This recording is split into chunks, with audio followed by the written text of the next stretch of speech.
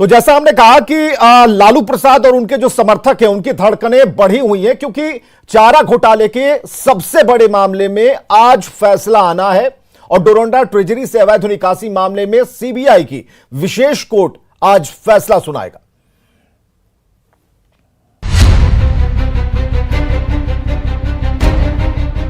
RJD अध्यक्ष लालू प्रसाद के लिए मंगलवार का दिन बेहद अहम होने वाला है, क्योंकि चारा घोटाला के डोरंडा ट्रेजरी मामले में सीबीआई की विशेष कोर्ट 15 फरवरी को फैसला सुनाएगी। 29 जनवरी को बचाव पक्ष की ओर से बहस पूरी कर लेने के बाद सीबीआई की विशेष कोर्ट ने अपना फैसला सुरक्षित रख लिया था। चारा घोटाले का डोरंडा केस 1990 से 1995 के बीच का है। डोरंडा ट्रेजरी से कुल 139.35 करोड़ रुपए की अवैध रूप से निकासी की गई थी। ये चारा घोटाले का सबसे बड़ा मामला है। ट्रायल चलने के दरमियान बहुत सारे गवाह प्रोसिक्यूशन के द्वारा लाए गए, डिफेंस के द्वारा भी बहुत सारे गवाह दिए गए। कुल प्रोसिक्यूशन के द्वारा जो गवाह दिए गए थे 575 गवाह दिए गए। डिफेंस की तरफ से भी इसमें गवाही हुई। माननीय न्यायालय के द्वारा दोनों पक्षों से सुनने के बाद 15 फरवरी को यह जजमेंट की तिथि मुकर्रर की गई है, जिसमें 15 फरवरी को आना है। चारा घोटाले के 5 में से 4 केस में लालू प्रसाद को सजा मिल चुकी है। देवघर, दुमका और चाईबासा के 2 मामलों में लालू प्रसाद को सजा हुई है। देवघर कोषागार केस में 3.5 साल की सजा हुई है, जबकि चाईबासा मामले में लालू प्रसाद को 5 साल की सजा मिली है। वहीं दुमका ट्रेजरी के मामले में लालू को सबसे ज्यादा 7 साल की सजा मिल चुकी है।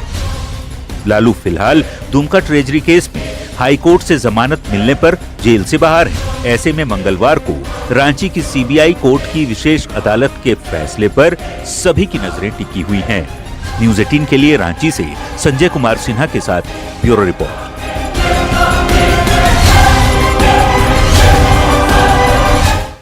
तो इस रिपोर्ट को देखने के बाद धड़कनें तो तेज होनी लाजमी है, क्योंकि आज बड़ा दिन है और बड़ा दिन लालू के लिए ही नहीं बल्कि उनके समर्थकों के लिए, उन कैडरों के लिए जो लालू प्रसाद का दिन भर गुणगान करते हैं। तो चारा घोटाले के डोरंडा ट्रेजरी केस पर आना है फैसला और घोटाले में डोरंडा ट्रेजरी में सबसे ज्यादा यहां से 139 करोड़ की निकासी हुई थी। डोरंडा ट्रेजरी घोटाले में लालू पर सीबीआई के गंभीर आरोप हैं। मामले में लालू प्रसाद की ओर से 14 गवाह पेश किए गए। डोरंडा ट्रेजरी घोटाले में अभियुक्तों की संख्या सबसे ज्यादा है। 170 आरोपियों में 55 आरोपियों की मौत हो चुकी है। मामले में 7 आरोपियों को सीबीआई ने गवाह बनाया है। 95 आरोपियों को आज कोर्ट में उपस्थित रहने का आदेश दिया है। तो बड़ी बातें क्या है? डोरंडा ट्रेजरी से 139 करोड़ की अवैध निकासी हुई थी। बड़ी बात यह है कि मामले में 170 आरोपी थे। सुनवाई के दौरान 55 की मौत हो गई। बड़ी बात यह है कि 7 आरोपियों को सीबीआई ने गवाह बनाया। बड़ी बात यह है कि सीबीआई ने कोर्ट के सामने 16 ट्रक दस्तावेज पेश किए। बड़ी बात यह है कि 2 आरोपियों ने फैसले के पहले ही दोष स्वीकार कर लिया था। 575 गवाहों की गवाही दर्ज कराई गई।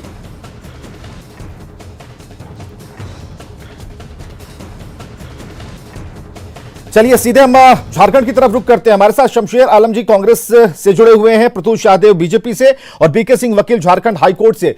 तीनों का बहुत बहुत स्वागत करना चाहेंगे। बड़े फैसले का दिन है, सबकी निगाहें इस पर है, पूरे देश की निगाहें कि लालू प्रसाद को क्या होगा, लालू प्रसाद को बेल मिलेगी या सजा होगी। तो सबसे पहले बीके सिंह साहब, क्या लगता है कानून क्या कहता है, क्या प्रावधान है? सबसे पहले आपसे शुरू करते हैं। जी, इसमें यह स्वतंत्र भारत की सबसे बड़ी घोटाला इस स्कीम में आया है और इसमें सैकड़ों नेता, मंत्री, पदाधिकारी और 2 पूर्व मुख्यमंत्री भी इसमें शामिल हैं।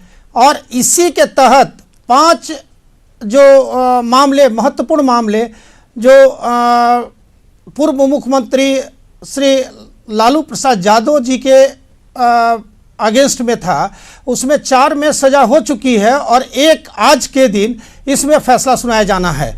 लेकिन बीके सिंह साहब, ये रिकॉर्ड कुछ अच्छा नहीं है, क्योंकि जो जानकारियां जो जानकारियां मिल पा रही है, कुछ चीजें आपके लिए शुभ और कुछ अशुभ भी होती हैं। हालांकि कोर्ट सबसे ऊपर होता है, सर्वोपरि होता है, लेकिन जब इस कोर्ट में इससे पहले भी जब सुनवाइयां हुई लालू के लिए, जो फैसला है लालू के लिए वो ठीक नहीं रहा, तो इस बार भी ये लोग कयास लगा रहे हैं कि हो सकता है कि वो बेल वाली बात थोड़ी दूर ही रहे। लेकिन इसमें कहां कहां कौन कौन से ऐसे एंगल हैं जिस पर बहस होगी, चर्चा होगी, और लालू को ऐसा लगता है या फिर लालू प्रसाद के वकील को ऐसा लगता है कि यहां बात बन जाएगी। जी जी जी, इसमें जो RC 47A 1996 का जो मामला आज के डेट में जो सुनवाई के लिए लंबित है या होने जा रहा है, उसमें जो धारा लगाई गई है इंडियन पेनल कोड के सेक्शन 420, 409, 467, 68, 747 और 0 और PC एक्ट यानी प्रिवेंशन ऑफ करप्शन एक्ट का जो सेक्शन 13(1)(2) और 13(1)(C)(D), इसमें सबसे ज़्यादा जो सज़ा का प्रावधान है वह आपका 467 में है, जिसमें 10 साल से बढ़ा करके आजीवन कारावास तक की सज़ा का प्रावधान इसमें किया गया है। 420 में 7 साल तक की सज़ा का प्रावधान है।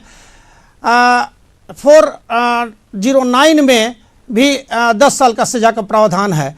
तो अब हम देखना है, हमें या हम लोगों को देखना यह है कि माननीय जो स्पेशल CBI कोर्ट है, जो श्री SK शशि जी के यहाँ जो सुनवाई चलने का अभी आधे घंटा के बाद आ रहा है समय, इसमें क्या सज़ा सुनाई जाएगी अब कोर्ट के डिस्क्रिप्शन पर डिपेंड करता है। चलिए, हम आपसे लगातार बात करते रहेंगे, उस दलील को भी समझेंगे जो लालू प्रसाद के वकील की तरफ से दिए जाने हैं। हमारे साथ शमशेर आलम जी कांग्रेस से हैं, प्रत्युष शाहदेव जी बीजेपी से। शमशेर आलम जी, इस आज का जो दिन है वो खासकर RJD लालू प्रसाद, क्योंकि लालू प्रसाद बराबर RJD, यही लोग इक्वेशन लगाते हैं, कैलकुलेट करते हैं, तो ऐसे में पूरे RJD के भविष्य को तय करेगा आज क्या होना है। आज अगर लालू के पक्ष में फैसला जाता है या नहीं, हालांकि उन्हें बेल अगर मिलती है तो यही होगा कि उनकी जो यहां पर जो राजनीतिक गतिविधियां हैं उसमें संलिप्तता बढ़ जाएगी, और अगर ऐसा नहीं होता है तो एक आत्मविश्वास और आत्मबल जो है पार्टी कैडरों का, नेताओं का, उनके परिवार वालों का, वो जरूर डाउनफॉल की तरफ होगा। तो क्या निर्भर करता है, किस तरीके से इसे पॉलिटिकल चश्मे से आप देख पा रहे हैं? देखिए, लालू यादव जी के व्यक्तित्व के बारे में बताने की जरूरत नहीं है, और लालू जी कोई पहली बार कोर्ट का सामना नहीं कर रहे हैं। आपने खुद दिखाया अपने चैनल में कि कई बार उनके कोर्ट में उन्होंने सामना किया है, कई बार वो जेल गए हैं, कई बार वो बेल पर आए हैं, और उसके बावजूद भी अगर राजनीतिक चश्मे से देखें तो राष्ट्रीय जनता दल के न कैडर में कमी आया है, न वोट में कमी आया है, न लालू यादव की लोकप्रियता में कमी आया है। हाँ, ये जरूर हुआ है कि लालू जी ने सारे कोर्ट से लेकर के जेल का सामना करते हुए इन्होंने एक पार्टी का एक नेता भी देने का काम किया है बिहार को, तेजस्वी यादव के रूप में। तो हमको लगता है कि राजनीतिक चश्मे से अगर आप देखते हैं तो जब लालू यादव जेल गए हैं या जब लालू यादव कोर्ट का सामना किया है तो उनके लोकप्रियता में और उनके मतदाता मालिक में बढ़ोतरी हुआ है, कमी नहीं हुआ है। लेकिन सारे लोग जानते हैं। फिर तो प्रत्युष शाहदेव जी को बुलाना होगा। प्रत्युष शाहदेव जी तो फिर ये कहेंगे कि कोई देश का आंदोलन था, स्वतंत्रता सेनानी थे, क्या था जिस वजह से ऐसा लग रहा है कि जब जेल गए हमारी प्रसिद्धि बढ़ती चली गई। तो हमें जरा प्रत्युष शाहदेव जी बताइए, काउंटर कीजिए इन्हें, और ये बताइए कि आखिर ये जो मामला है, ये जो मसला है, लालू प्रसाद के ऊपर जो चार्जेस लगे हैं या जिसमें वो आज रांची पहुंचे हुए हैं, तो इसमें कोई ऐसा मामला है क्या कि जितनी बार जेल जाएंगे उतनी प्रसिद्धि मिल जाएगी? ये एंगल कैसा है?